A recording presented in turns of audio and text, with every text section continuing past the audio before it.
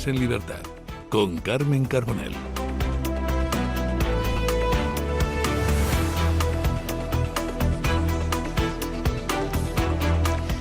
32 minutos pasan de las 7, las 6:32 en las Islas Canarias. Ya lo saben, es el momento de hablar del día después de esa victoria de la selección española de fútbol y cómo ha sido la celebración en nuestro país. Pero también tenemos que estar pendientes de casos de corrupción que van a ser juzgados y que están muy cerca de Pedro Sánchez y que afectan a su entorno directo. Pero como siempre solemos hacer, vamos con las buenas noticias primero y después los hechos luctuosos. Vamos a hacer ese repaso con don Izam Garbín. La selección española de fútbol recibió un homenaje institucional tras conquistar su segundo mundial. Los campeones fueron recibidos en el Palacio de la Zarzuela por los reyes Felipe VI y Leticia, acompañados por la princesa Leonor y la infanta Sofía, que felicitaron a los jugadores. En su intervención, Felipe VI trasladó la enhorabuena a la plantilla y destacó el esfuerzo realizado durante todo el campeonato, el cual definió como épico, y recordó que esta segunda estrella devuelve a España a lo más alto del fútbol mundial.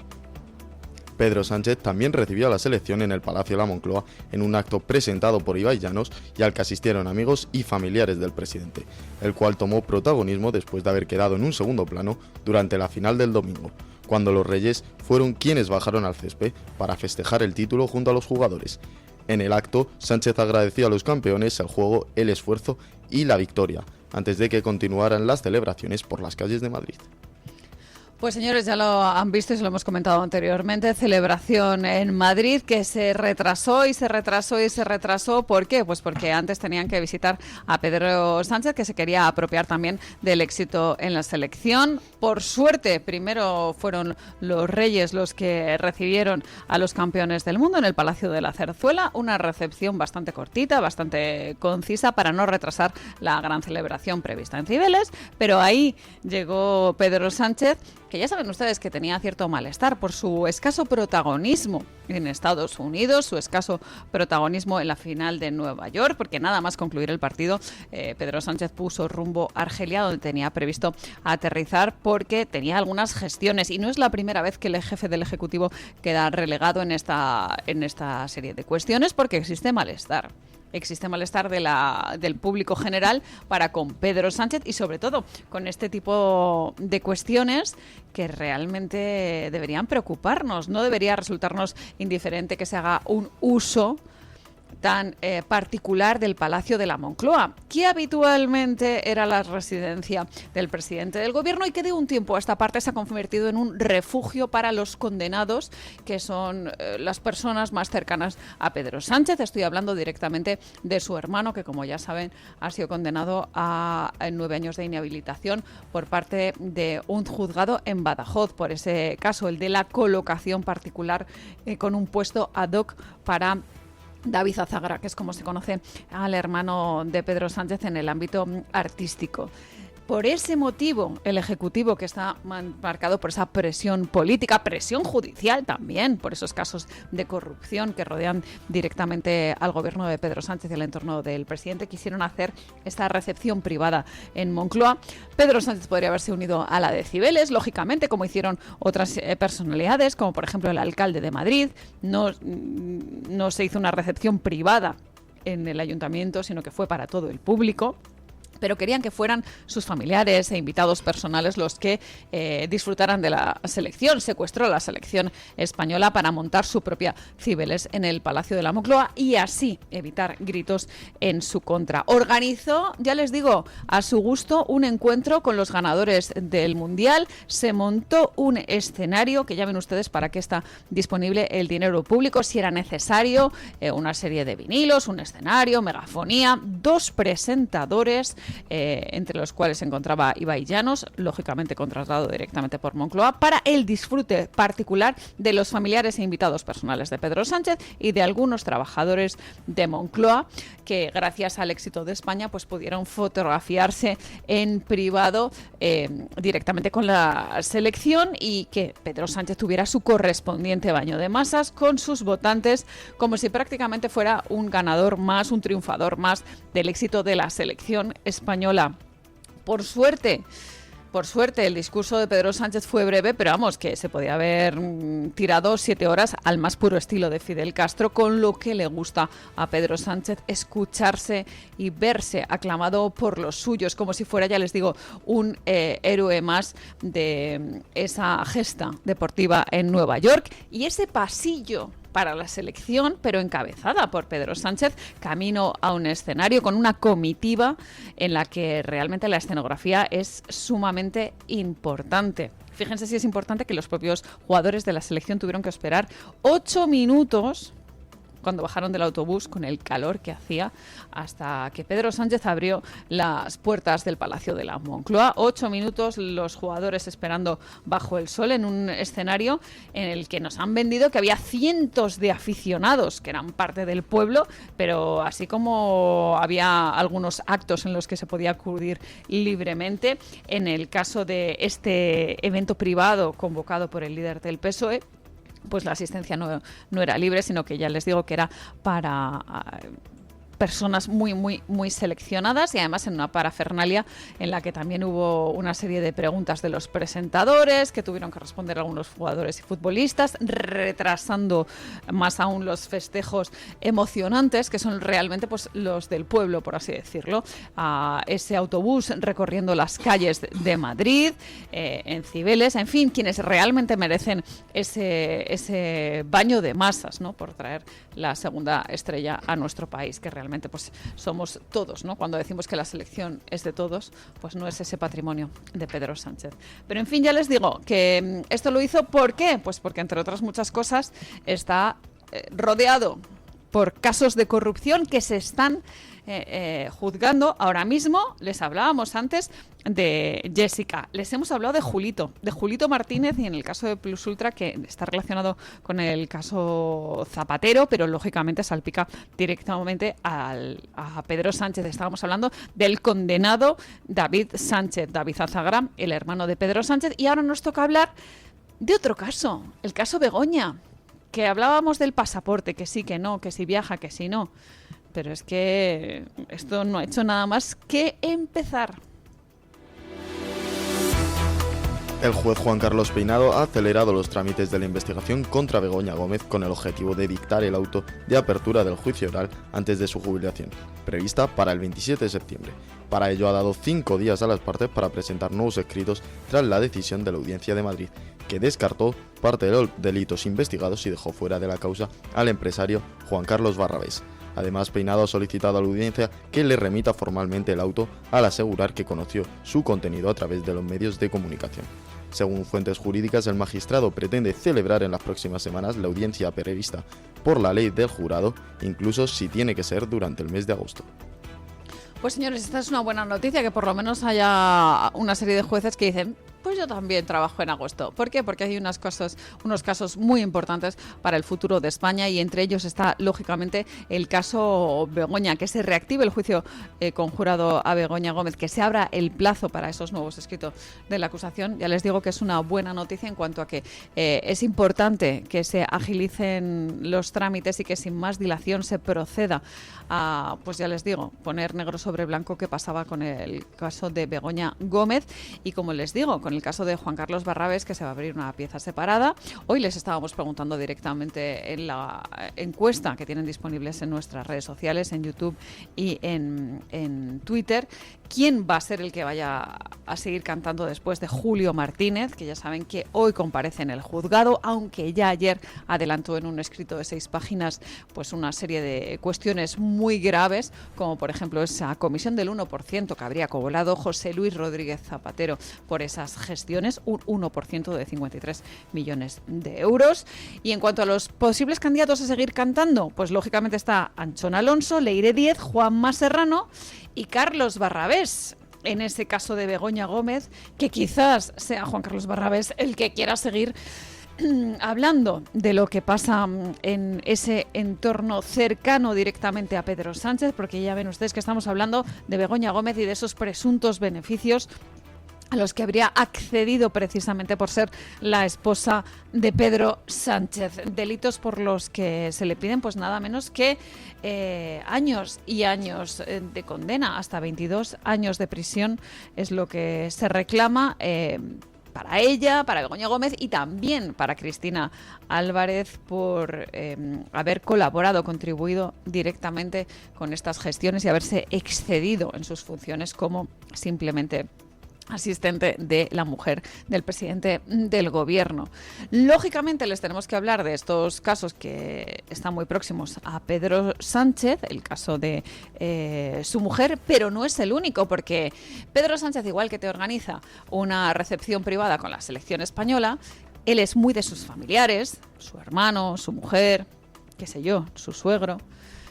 Menos mal que no era una familia muy numerosa, porque si no tendríamos aquí absolutamente todos, ¿no? En el juzgado colapsando directamente pues todos los juicios.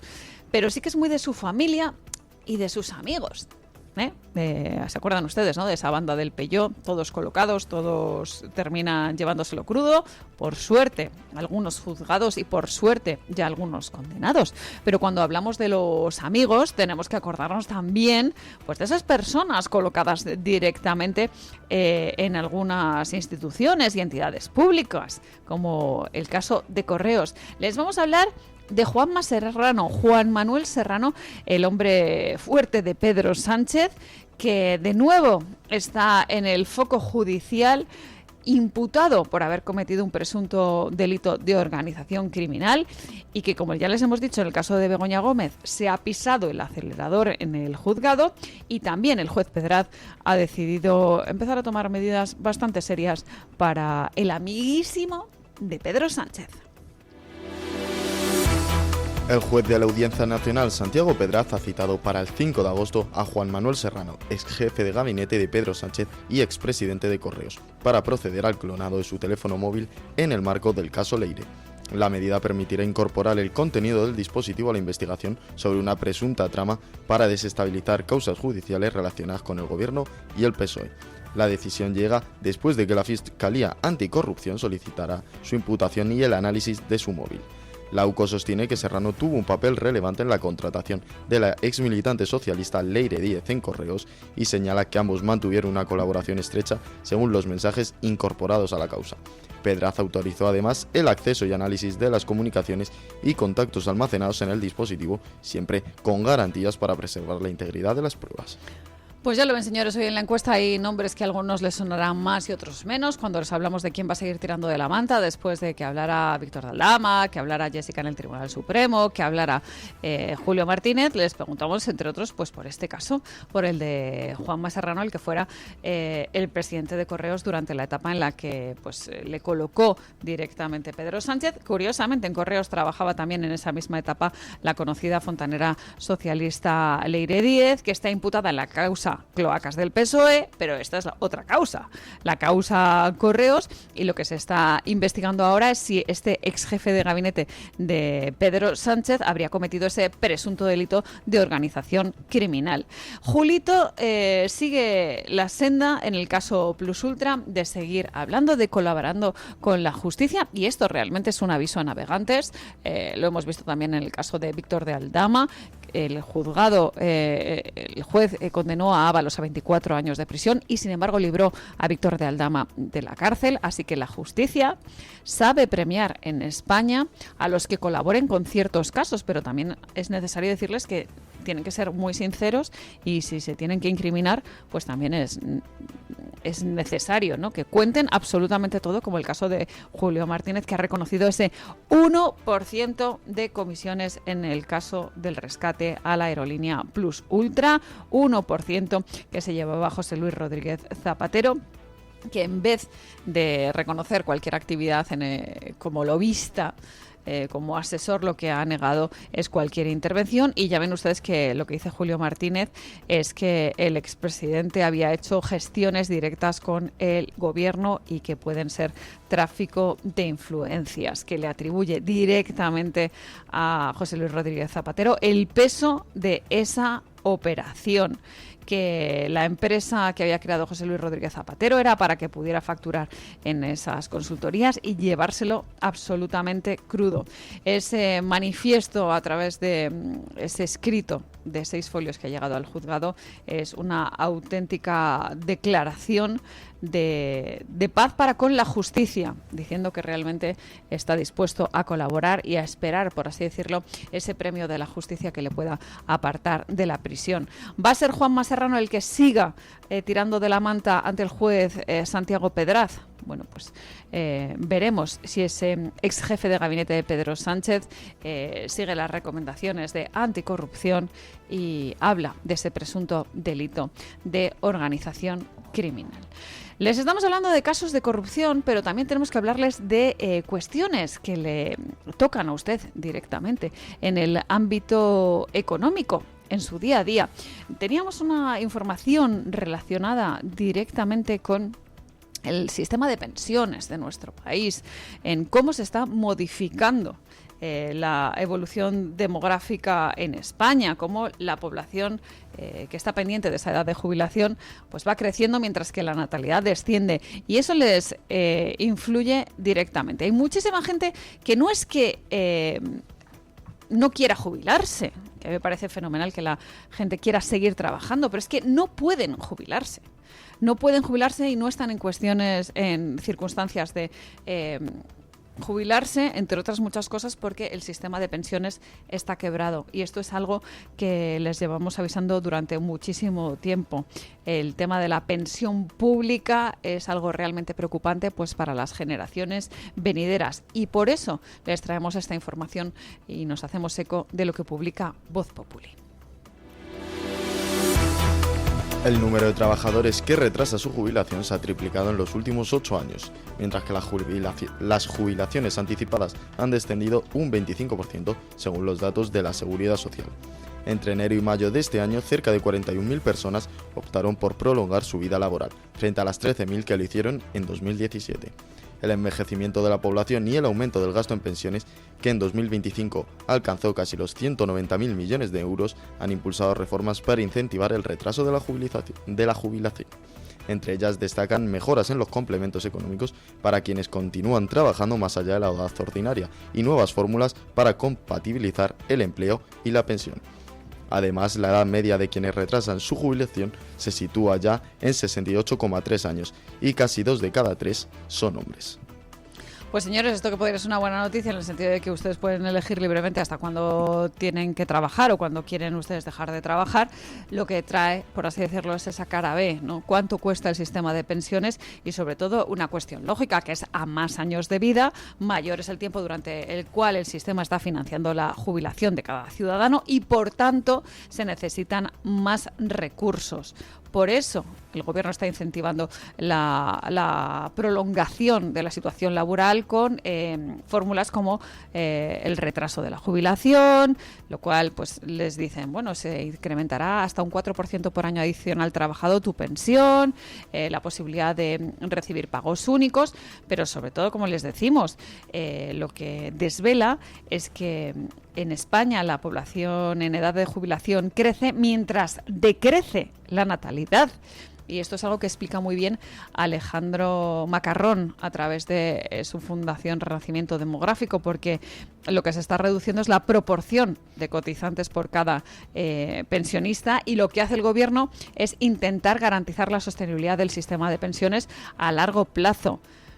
Pero ya les digo que es muy complicado porque hay que equilibrar los ingresos, esas aportaciones de los trabajadores a través de mecanismos extraordinarios como esa regulación, de la que hemos hablado largo y tendido, que hemos criticado muchísimo en este programa, y equilibrar esas aportaciones de los trabajadores con los pagos a los jubilados. Y no se están tomando medidas importantes, herramientas que cambien estructuralmente ese sistema de pensiones que ya les decimos que está quebrado.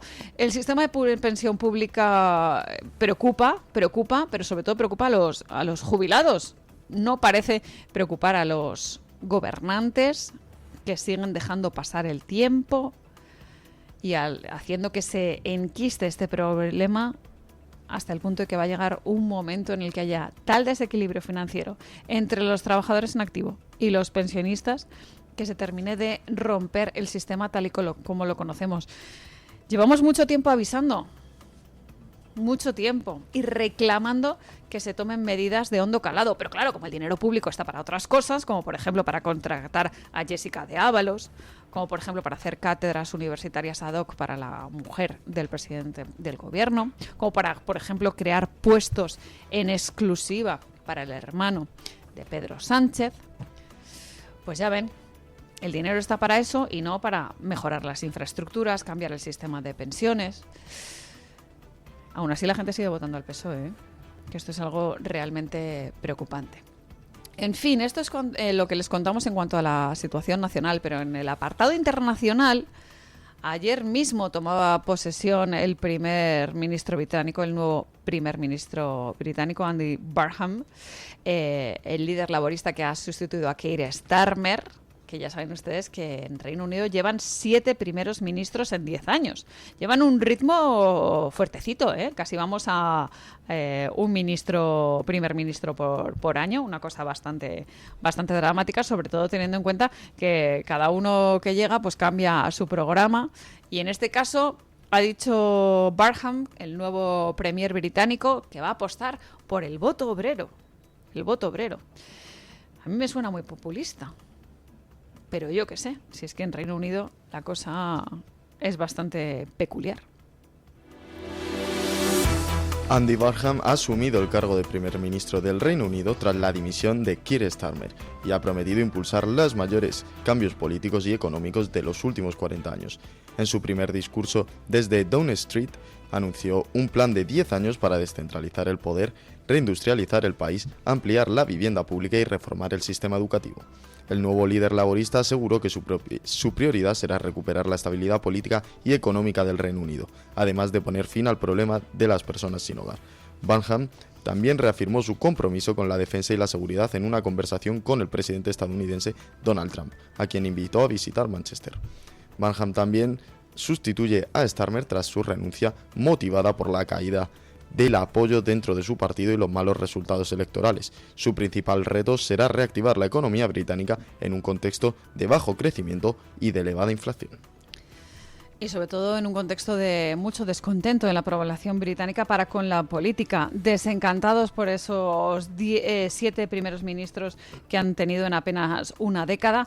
Y en el caso de este exalcalde del Gran Manchester, que es como se conoce, por así decir, a Manchester y a sus alrededores, lo que está haciendo es tirar de ese voto obrero para intentar recuperar la ilusión del votante británico y llegar a Downing Street, pues ya les digo, con un golpe de suerte, sin necesidad de elecciones, y viendo cómo los laboristas siguen conservando esa mayoría absoluta obtenida en el año 2024. ¿Saben ustedes que creo que les hubiera venido muy bien a Reino Unido?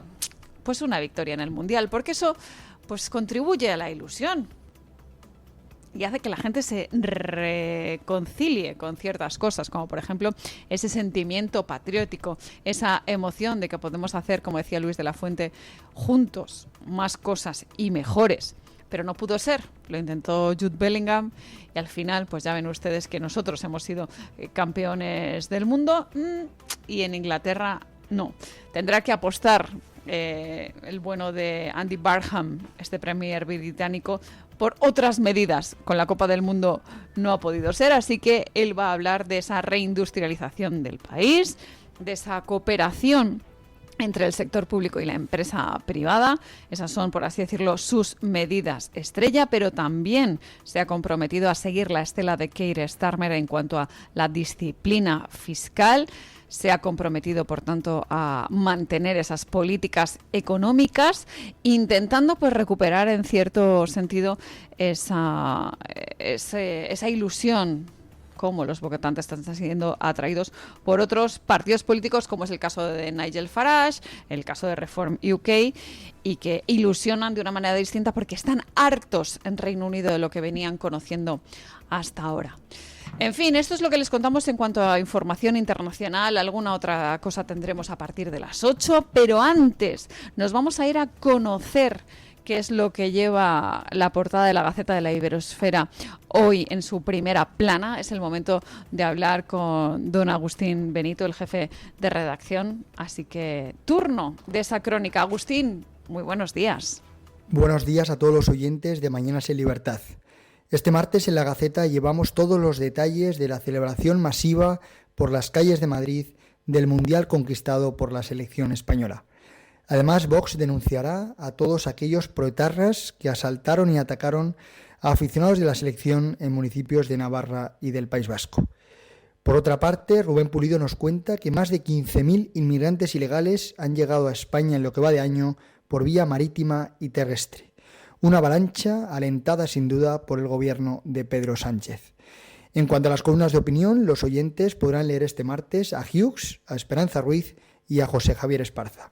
Como siempre, recomendamos la viñeta de Santiago Orue. Muchas gracias y buen día. Agustín, muchas gracias a ti y muy buen día. Además, me consta que don Agustín Benito es un gran forofo del fútbol, también de la selección española, y que estará desde luego disfrutando con la victoria de nuestro país en la Copa del Mundo. Nos acercamos a las 8, 2 minutos, faltan para las 8 o las 7 en las Islas Canarias. Vamos a seguirles hablando de esa victoria, como les digo, de España en el Mundial, de qué estaba haciendo Pedro Sánchez entre Estados Unidos y su regreso a España, pero por supuesto también tenemos que hablar de resoluciones judiciales, como es el caso de la amnistía, de los casos de corrupción, como el caso del Hermanísimo, de lo que está contando Julio Martínez del caso Plus Ultra, y de muchas otras cosas que nos hacen reflexionar aquí, en Mañanas en Libertad.